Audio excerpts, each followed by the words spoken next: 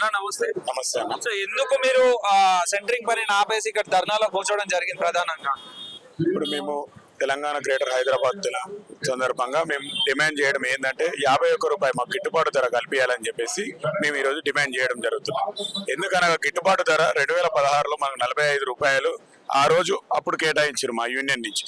ఆ ధరను ఇప్పుడు ఒక్కొక్క రూపాయి పెంచుకుంటూ వచ్చినా కానీ 51 రూపాయి అవుతుంది. కావున ఇప్పుడు ముడి సరుకులు కొనాలంటే ప్రతి దానికి ధరలు పెరిగిపోయినాయి. ఇప్పుడు అవన్నీ కొని మనం వర్క్ చేయాలంటే మాకు గిట్టుబాటు ధర లేదు. కాబట్టి ఈ రోజు డిమాండ్ చేయడం జరుగుతుంది. సో ఈ ఇష్యూని ఎక్కడి వరకు తీసుకెళ్ళినారు? అంటే ప్రభుత్వంలో ఉన్న ఎవరి దృష్టికి తీసుకెళ్ళినారు? వాళ్ళ స్పందన ఎట్లా? గౌరవ మంత్రులు, ఎమ్మెల్యేలు, లోకల్ డివిజన్ లో ఉన్నటువంటి ఎమ్మెల్యేలకు కానీ అలాగే మంత్రులకు కానీ కూడా ఇవ్వడం జరిగింది. ఈ కాంగ్రెస్ గవర్నమెంట్ ని మేము డిమాండ్ చేయడం జరుగుతున్నది ఈ యొక్క రేట్ ని బట్టి. సో ఇప్పుడున్న పరిస్థితులలో గవర్నమెంటే కరెక్ట్ గా లేదు, వాళ్ళకి ఇన్కమ్ కూడా లేదు అని చెప్పేసి చెప్తున్నారు. మరి మీ సమస్యలను కూడా దృష్టి పెట్టి తీరుస్తారని మీరు అనుకుంటున్నారా?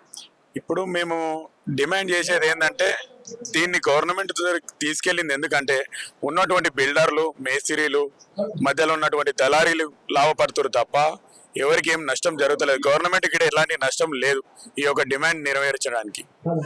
ఈ యొక్క ఏంటంటే ఈ ఒక బిల్డర్ మేస్త్రికి ఇస్తున్నాడు. మేస్త్రి ఏం చేస్తున్నాడు అంటే సెంటరింగ్ వాళ్ళ పైన కమిషన్ తీసుకొని అతను వర్క్ వాళ్ళకి నచ్చిన వాళ్ళకి ఇస్తున్నాడు అన్నట్టు అట్లా. సో ప్రధానంగా మీ డిమాండ్స్ ఏంటి? మీ ధర్నాకి కారణం ఏంటి? ప్రధానమైన డిమాండ్స్ ఏంటి మీ? మా ప్రధానమైన డిమాండ్స్ ఏంటంటే డైరెక్ట్ ఓనర్ తోని సెంటరింగ్ కాంట్రాక్టర్ కి డైరెక్ట్ అగ్రిమెంట్ ఉండాలి. మధ్యలో ఎలాంటి దళారీలు ఉండకూడదు. అదొక డిమాండ్ మెయిన్. అట్లాగే మాకు ఇప్పుడు ఉన్నటువంటి గవర్నమెంట్ నుంచి మాకు ఒక యూనియన్ కార్డు, లేబర్ ఐడి ఇవ్వాలని చెప్పేసి, అలాగే ఇంకోటి ఏంటంటే ఇప్పుడు సెంటరింగ్ కాంట్రాక్టర్లు ఉన్నారు కదా, వీళ్ళందరికీ మాకు లేబర్స్ ఉంటారు, మాకు ఈఎస్ఐ కార్డు కల్పించాలి. అట్లాగే ఇప్పుడు ఏదైనా ప్రమాదవశస్తు ఏదైనా జరిగిన వెంటనే ఆ యొక్క లోకల్ పిఎస్ లో ఎఫ్ఐఆర్ అవుతుంది. ఆ ఎఫ్ఐఆర్ అయిన ఎమ్మటే ఆ యొక్క కాంట్రాక్టర్ కి 20 లక్షల రూపాయలు డిమాండ్ చేయడం జరుగుతున్నది. ఆ యొక్క డిమాండ్స్ నెరవేరుస్తూ సరిపోతుంది మాకు. ఎందుకు మీరు సెంటరింగ్ పద్ధతి పెట్టారు? ఎందుకు ఇక్కడ ధర్నా చేస్తున్నారు? ధర్నా అంటే మాకు సెంటరింగ్ గత 10-12 సంవత్సరాల నుండి రేట్లు లేక రేట్లు డౌన్ అయిపోయినాయి. అప్పుడు 2012లో ఒకసారి ధర్నా చేసాము. ఆ తర్వాత 2016లో ధర్నా చేసాము. అప్పటి నుండి ఇప్పటి వరకు 10 సంవత్సరాలు అవుతుంది, ధర్నా లేదు. రేటు డౌన్ అయిపోతున్నాయి. సెంటరింగ్ మెటీరియల్ కాస్ట్ పెరిగిపోతుంది. మూలలు కానీ, చెక్కలు కానీ, డబ్బా, లేబర్ కాస్ట్ పెరిగిపోతుంది. కాంట్రాక్టులు రోడ్డు మీద పడుతున్నారు. దీనివల్ల చాలా ఇబ్బందులు పడుతున్నాం. కాంట్రాక్టులు ఏంటంటే సెంటరింగ్ అమ్ముకొని చాలా ఇబ్బందులు పడుతున్నారు. దానివల్ల అంతా ఒక తాటిపైకి వచ్చి ఏమి దీనికి చేయాలి అంటే ఒకటే మార్గం, ధర్నా చేయాలి అనుకుంటున్నాం. దాన్ని ఈ నెల అమావాస్య 16వ తారీఖు నుండి ధర్నా చేస్తున్నాం. అది దాని కొరకు నిన్నటి నుండి మా గవర్నమెంట్ ఇక్కడ పర్మిషన్ ఇచ్చింది. ఈ రోజు రేపు 2 రోజులు ఇక్కడ ధర్నా చౌక్లో 7 days అడిగాం. ఎందుకంటే మాకు హెల్త్ కార్డు లేదు, ఒకటి మాకు బిఎస్ఐ లేదు, ఎటువంటి గవర్నమెంట్ నుండి మాకు ఎటువంటి సహకారాలు లేవు. కాబట్టి ఏది చేసినా ఇండివిజువల్ గా మా ఓన్ కష్టంతో మేము 10 మందికి పోషిస్తున్నాం లేబర్ని. కాబట్టి దాని కొరకు మేము మా లేబర్, మా బిడ్డలను వాళ్ళకి చూసుకుంటూ ఎటువంటి కష్టాలు వచ్చినా వాళ్ళకి హాస్పిటల్ బిల్లు కానీ, చనిపోతే కట్టే అమౌంట్ పే చేయడం కానీ చాలా వాళ్ళకి చేస్తున్నాం. తోటి మా కాడ కష్టపడుతున్నారు కూడా మా కన్న బిడ్డలను వాళ్ళు చూసుకుంటున్నాం. అందుకు వాళ్ళకి వాళ్ళు ఉంటేనే మేము ఉండేది.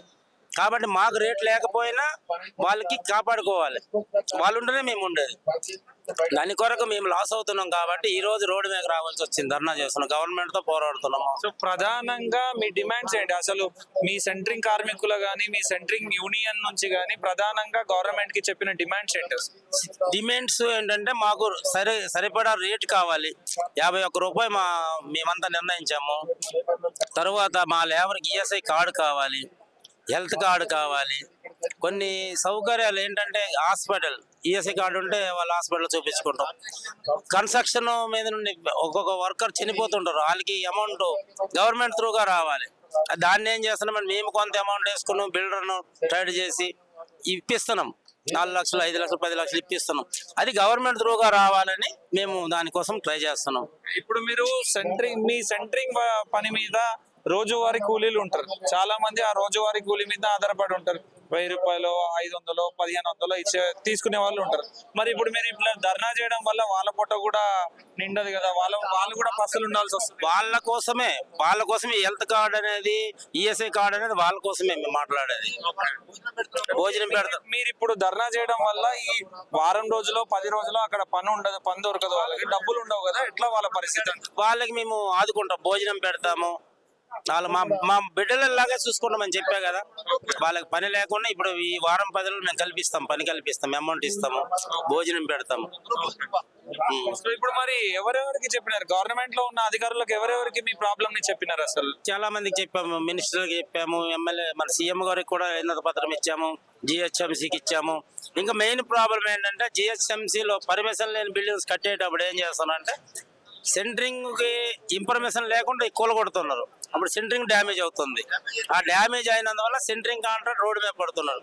మెయిన్ జిహెచ్ఎంసీకి ఒక ఇన్ఫర్మేషన్ ఇచ్చాము, మన గవర్నమెంట్ కి ఇచ్చాము, పోలీస్ శాఖకి, అందరికి, అన్ని శాఖలకి. మీ లోకల్ ఎమ్మెల్యే దాకా కూడా వెళ్ళారా? లోకల్ ఎమ్మెల్యే ఏ జూన్కు ఆ జూన్కి లోకల్ ఎమ్మెల్యే కాడికి వెళ్ళాము. నిన్న మా కుక్కటపల్లి ఎమ్మెల్యే గారు, కుక్కటపల్లి మాధవరం కృష్ణారావు గారు మాకు మద్దతు ఇచ్చారు. నిన్న వచ్చారు, మా యూనియన్ ఆఫీసులో మాట్లాడారు, మాకు పద్ధతిగా ఉంటానని చెప్పారు. సో ఇప్పుడు మీ ప్రాబ్లం సాల్వ్ అవుతుందని మీరు ఆశిస్తున్నారు? ఎందుకంటే గవర్నమెంట్ ఇప్పుడున్న పరిస్థితులలో ఏ పని ముందడుగు వేస్తలేదు. సో ఇప్పుడు మరి మీ డిమాండ్స్ ని కూడా వాళ్ళు నెరవేర్చే పరిస్థితి ఉందంటారా? నెరవేర్చాలనే మేము కోరుకుంటున్నాం, నెరవేరుస్తారని ఆశిస్తున్నాము. అది సో ఇప్పుడు వాళ్ళు ఏమైనా రెస్పాండ్ కాకుండా అట్లనే ఉండి మీరు ఇంకా ధర్నా చేసుకోవాలంటే ఎన్ని రోజులు చేయబోతున్నారు? ఇంకా 10-15 రోజులైనా చేస్తాము. తేలే వరకు చేస్తూనే ఉంటాం, ధర్నా చేస్తాం. ఇది వెనక్కి తగ్గేది లేదు. అది ఎందుకంటే ఒకసారి రోడ్డు మీదకి వచ్చిన తర్వాత తగ్గామంటే మళ్ళీ దిగిపోతుంది, ఇంకేముండదు. కాబట్టి ఇది మాకు వచ్చే ఏవైతే ఉన్నాయో అవన్నీ క్లియర్ అయ్యే వరకు, మాకు వచ్చే వరకు, శాంక్షన్ అయ్యే వరకు మేము ధర్నా చేస్తాం, కంపల్సరీ చేస్తాం.